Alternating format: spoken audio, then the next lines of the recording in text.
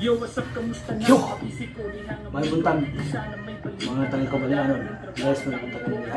Kanya karon mag-accept sa push-up challenge ni Jerome Balogo. Matanaw na sa buntag.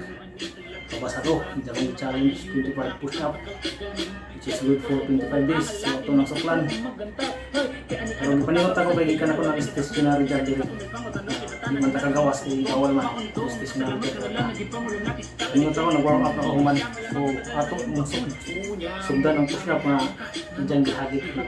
Which is madyo po ni para sa itong gawin. Naotong uban mo na. Pero ano na yung proper mo? Naotong makaya na ito buhato ng proper push-up. Which is one pump. Ikan sa floor.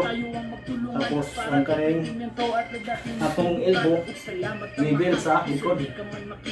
Mas strict ang atong body. So testingan natin na ron kaya sa unang panahon. Kaya akong tumanak na mo. So bukat ng tidyan. Testingan nung kaya pa ba. So let's go.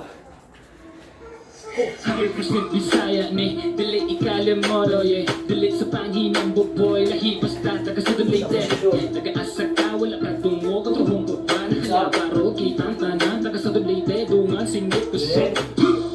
Isa ang kamot sa tanan nakasabot. Ako din si kulot baka pala mo di may reklamador boy kaon tuot oy kamusta ka kurso ayos. Unsa na may balita din ha. Daghang nanggawa sa balay ngaway tabo ng baba.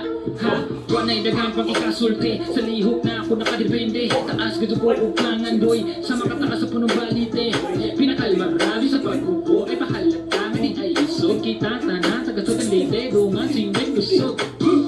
Isa ang kamot at tanan nakasabot. Ako din si kulot baka pala muot ni Eric Lamador boy kaon tukot oy kamusta ka hulsoy.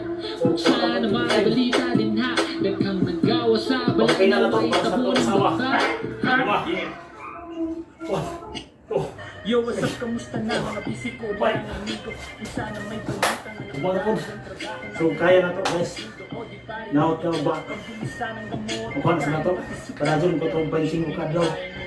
So join us this challenge guys. Dyan.